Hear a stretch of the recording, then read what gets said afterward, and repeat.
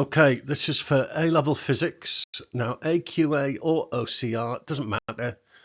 Exam technique. Okay, a few tips and stuff from somebody who's been teaching for a frighteningly long time. So, exam technique.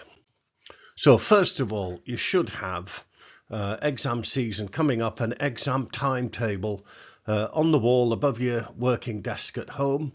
So this is actually for 2025 for AQA and OCR. Make sure you know what dates your exams are. This is if you're doing like physics, maths and chemistry. Make sure you know if it's AM or PM. It does happen that a few idiots turn up in the afternoon and the exam was on a morning. Nightmare. So have an exam timetable on the wall above your working desk at home. And every week you should be doing a revision timetable as well. I always used to recommend do it on a Sunday night.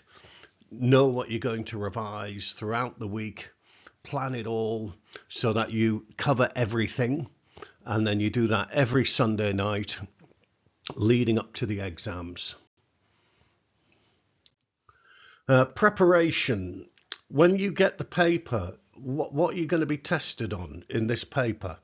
You know, for all of the exams, you're not going to be tested on everything on every paper. So be strategic. How long will you have? Is it an hour and a half? Is it 2¼ hours? What sections are there? You know, multi-choice, short answer, extended answer. Learn your equations. Learn your equations. I'll say it third time. Learn your equations. Learn them. Yeah, the formula book is for emergencies only. If you don't know your equations, you haven't revised enough. Learn your equations. You haven't got time to use the formula book. Don't revise till late the night before. If you've got an exam in the morning, don't be revising till 11, 12 o'clock, because then you're not going to sleep. Okay? Definitely don't drink coffee on an evening. Even if you have a cup of coffee 7, 8 o'clock, that you're not really going to sleep very well.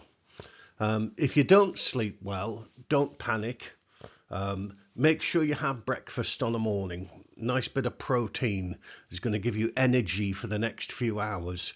Make sure you have breakfast on the morning. Clear plastic pencil case, you know this already. Black ballpoint pens, HB pencils and a sharpener, a scientific calculator and a ruler in a clear plastic pencil case. Okay, so AQA and OCR, read the front of the paper.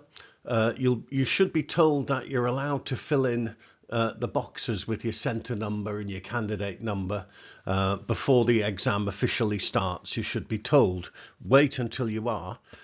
Read the front of the paper carefully. You should know it already, but just as a check. Then, timing. Spend 5 minutes reading the paper before you actually start. Have a look at the paper. Look at how many questions there are. Look and what are the questions? Oh, there's a nice big one all about gravitation. That should be okay. Oh, there's a good one about energy levels in atoms. Not talking the multi-choice, but the longer answer ones. Read through the... Oh, that looks absolutely horrible. I don't fancy that. Internal resistance. Ooh. But you should be encouraged when you look at the whole paper to realise that you know most of this. You should do quite well if you've revised. You can do the easier questions first. They're all going to get marked. Important, do the multi-choice section last. Okay, put aside 30, 40 minutes, and in that time, that's when you do the multi-choice. If you think about it, on OCRA, it's like 100 marks and only 15 of them are for the multi-choice. 85 marks are for everything else. Now, wouldn't it be a nightmare if you got bogged down on the multi-choice and you ended up spending more than an hour on that? when you've got all of these relatively, I think, easy marks on the rest of the paper. At least on the AQA papers, they actually put the multi-choice last. You know, there's about 24 questions, and it is at the end of the paper. But don't get bogged down with the multi-choice, okay? There's much more easier marks in the rest of the paper. So I recommend do it last. Put time aside to do it.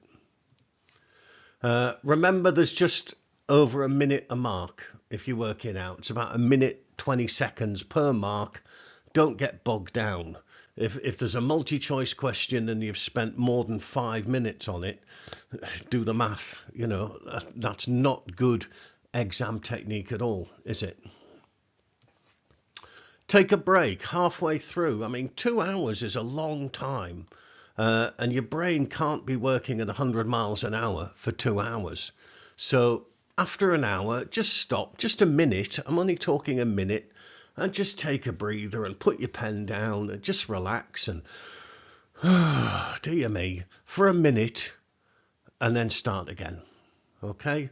Take a little break, get your breath back. With 5 minutes to go, if you don't know, guess. Maybe some people put a little asterisk in the top right-hand corner, and then with 5 minutes to go, look at where they are, and then quickly, especially on the multi-choice, you know, when I'm marking an exam paper and people haven't put an answer for a multi-choice, you've got a 1 in 4 chance of getting that. Yeah. Remember, what's the difference in marks between grade A and grade B? And the answer is 1 mark. That's the difference. Think about it. Read every word of the question, even if you have an awful lot of reading to do. There might be some information in there you might need. Read every word of the question. Ask yourself, what is the question about?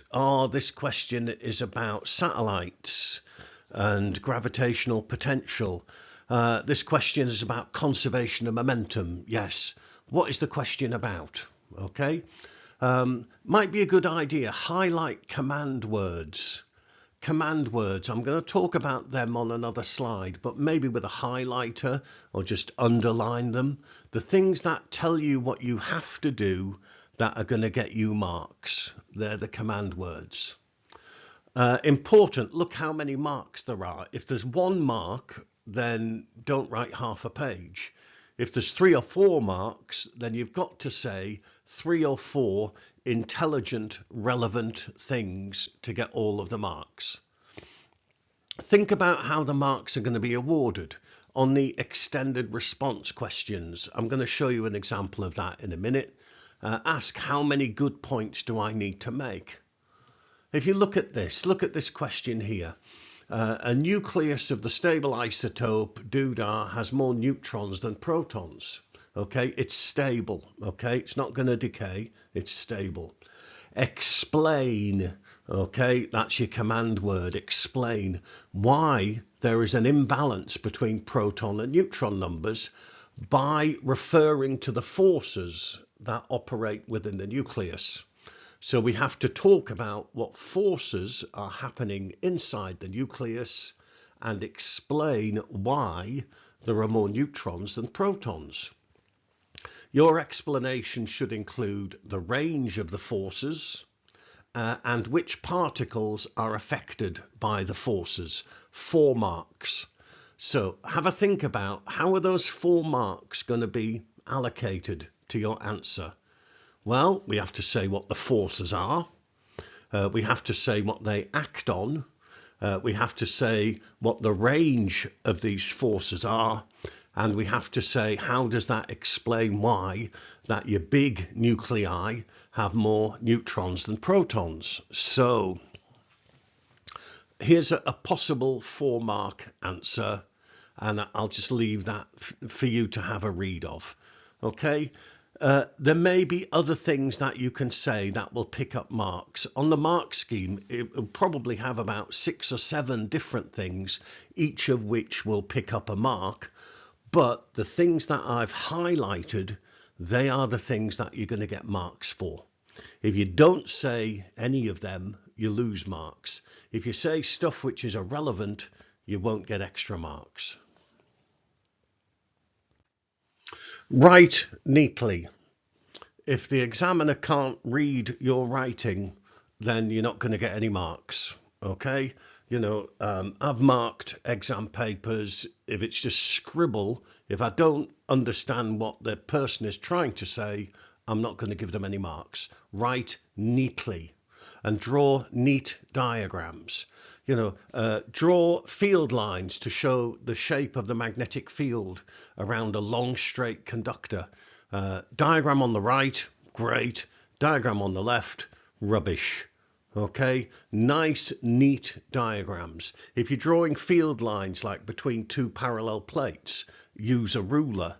And you can even measure it to make sure that the field lines are evenly spaced. Neat diagrams, write neatly. If you botch something up, if you want to change your mind, rule it out neatly. Yeah, with a ruler. Momentum is never concerned. Rubbish. Rule it out. Don't scribble it out like mad. Don't use a rubber. You're not allowed to use a rubber. Well, you'd struggle with black ballpoint pen anyway. Answer in the boxes. Now, this is important because you are provided with space to put your answer in, and your exam paper is going to be scanned, and then the person marking it, the examiner, will get a scan on their computer which they will allocate marks to. So if you write outside of the box, the examiner won't see that.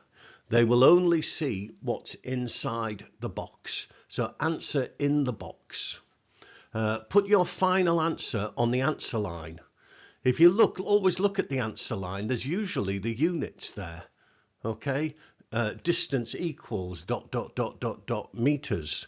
It's there to help you put your final answer on the answer line. And on the OCR paper, use the additional space. If you run out of space, what you do is you say continued on an additional space, and then you've got 3-4 pages at the back where you put your answer. You write the question number, and then you carry on answering. And the examiner will see that. Okay? If it's AQA, then you ask for additional paper or an additional answer booklet. Show all of your working. Now, even if you get the answer wrong, there's still marks to be picked up if you do this. Write down the equation, rearrange the equation, substitute the data into your equation, work it out. Don't forget the units. Okay? Equation, rearrange, substitute, work it out. Okay? I always say, don't work it out. Don't substitute until you've rearranged. Yeah? Rearrange the equation, then substitute the data in there. Yes? In that order.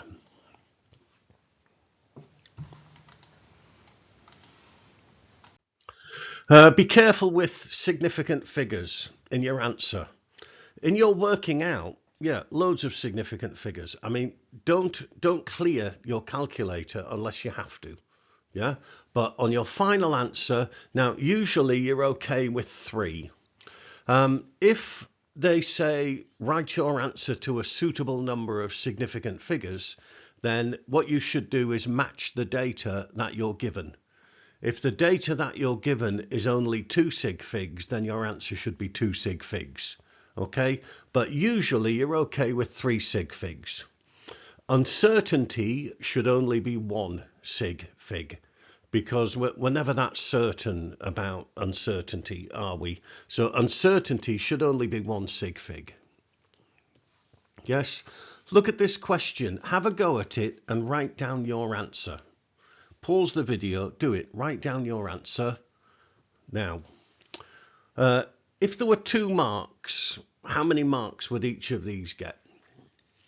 Well, the first one is wrong, isn't it? You would possibly get what we call a power of 10 error, okay? Because you've ignored milliamps, so basically you're a factor of 1,000 because you don't know your prefixes, you may get 1 mark you'd lose a mark for what we call a power of 10 error. Looking at this second one here, okay, now that is actually wrong as well. Why? Well, they've confused milli with kilo, haven't they? Yes. The last one, you would lose a mark. Why? How many significant figures is that? And the answer is it's one significant figure. So you'd lose a mark. That's not suitable.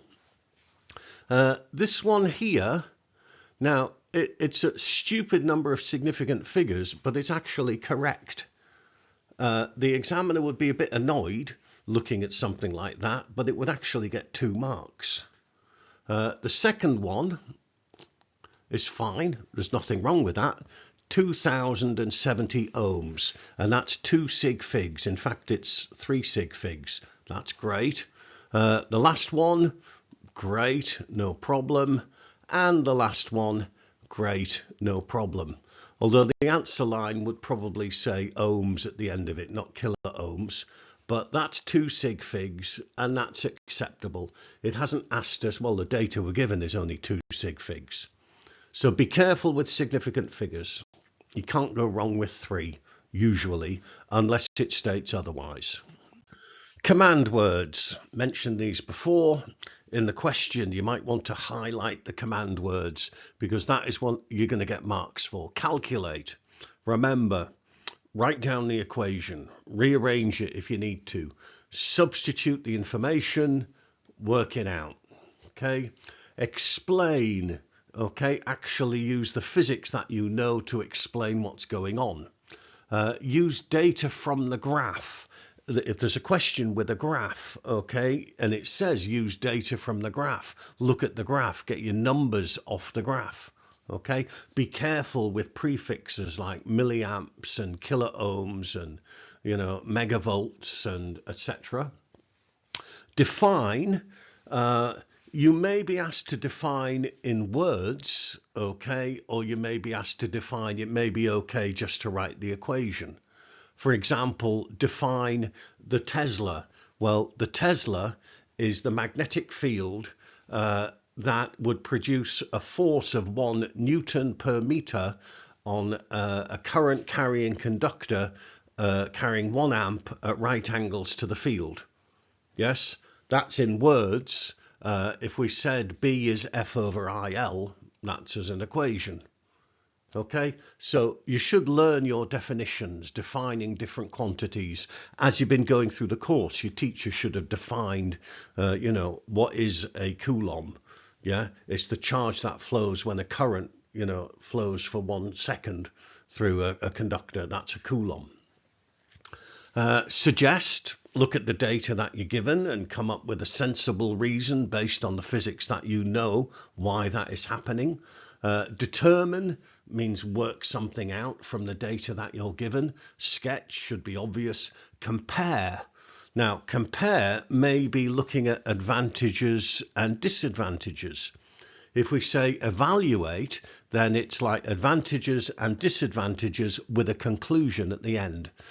I'll put these links in the comments, and they're basically from AQA and from OCR, and a list of command words and what they mean.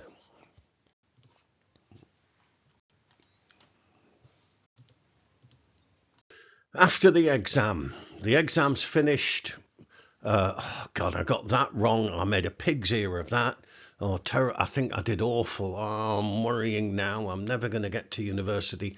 Don't kick yourself about marks that you didn't get. You probably did a lot better than you think. Just look at these AQA grade boundaries from 2024. And let's say, you know, you need to get a grade B to go to Newcastle University to study civil engineering, whatever. Well, if you got 46% or more, that's a grade B. Okay, that's less than half the marks. Okay, don't kick yourself. You probably did better than you think, and just focus on your next exam. Walk away, have a chat with your mates about what went on and how they did. That might make you feel a bit better as well, but focus on your next exam. And good luck. That always helps as well.